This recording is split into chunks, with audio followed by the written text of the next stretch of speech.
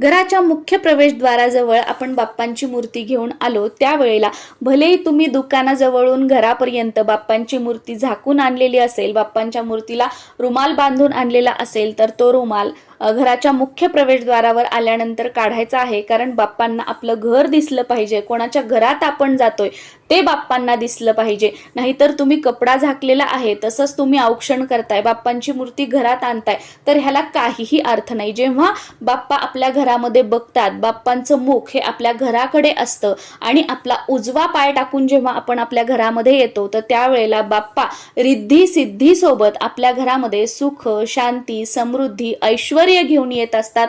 आणि अशीच प्रार्थना बाप्पा जेव्हा आपल्या घरामध्ये येतात तेव्हा बाप्पांना सोन्याच्या पावलांनी तुम्ही माझ्या घरामध्ये प्रवेश करा, मला व माझ्या परिवाराला उत्तम आरोग्य, दीर्घ आयुष्याचा आशीर्वाद द्या, अशीच प्रार्थना करून त्यांना आपल्याला आपल्या घरामध्ये घ्यायचं आहे. त्याच्यामुळे कपडा जो आहे गणपतीच्या मूर्तीवर झाकलेला तो आवर्जून काढायचा आहे. आता गणपती बाप्पा आपण घेऊन आले की लगेच घरामध्ये घ्यायचे का, असं नाही करायचं.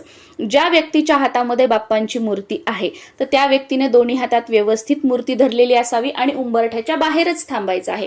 बाप्पांचं मुख आपल्या घराकडे असावं, म्हणजे त्यांना आपल्या घरातलं सगळं दिसत आहे. अशा प्रकारे सर्वप्रथम ज्या व्यक्तीच्या हातामध्ये बाप्पांची मूर्ती आहे त्या व्यक्तीच्या दोन्ही पायावर पाणी टाकायचं आहे.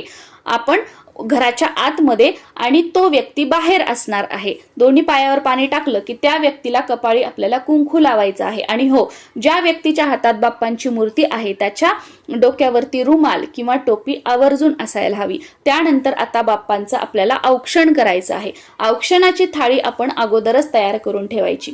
त्यासाठी एक ताम्हण घ्यायचं, त्याच्यामध्ये एक तुपाचं निरांजन, अक्षदा, हळद, कुंकू, गुलाल, त्यानंतर सुपारी व सोन्याचा एखादा दागिना, अंगठी वगैरे घ्यायची आहे आणि साखर वगैरे घ्यायची आहे. सुरुवातीला गणपतीला कुंकू लावायचं, त्यानंतर गुलाल अर्पण करायचा, अक्षदा अर्पण करायच्या, त्यानंतर सुपारीने आणि सोन्याच्या दागिन्याने ओवाळायचं आहे. पहिल्या वेळेस क्लॉकवाईज, दुसऱ्या वेळेस अँटी क्लॉकवाईज, तिसऱ्या वेळेस क्लॉकवाईज. त्यानंतर साखर जी आहे ती बाप्पांच्या समोर थोडीशी ठेवायची आहे आणि ज्या व्यक्तीच्या हातात गणपतीची मूर्ती आहे त्या व्यक्तीच्या तोंडामध्ये थोडीशी साखर द्यायची आहे. आणि त्यानंतर 5 वेळा आपल्याला दिवा जो आहे, निरांजन आहे, ते ओवाळून घ्यायचं आहे. बाप्पांचं औक्षण पूर्ण झालं. त्यानंतर ज्या व्यक्तीच्या हातामध्ये गणपती बाप्पांची मूर्ती आहे त्यांच्यासोबत जे काही सगळी मंडळी आहेत त्यांनी आपला उजवा पाय टाकून बाप्पांची मूर्ती घरामध्ये घ्यायची आहे.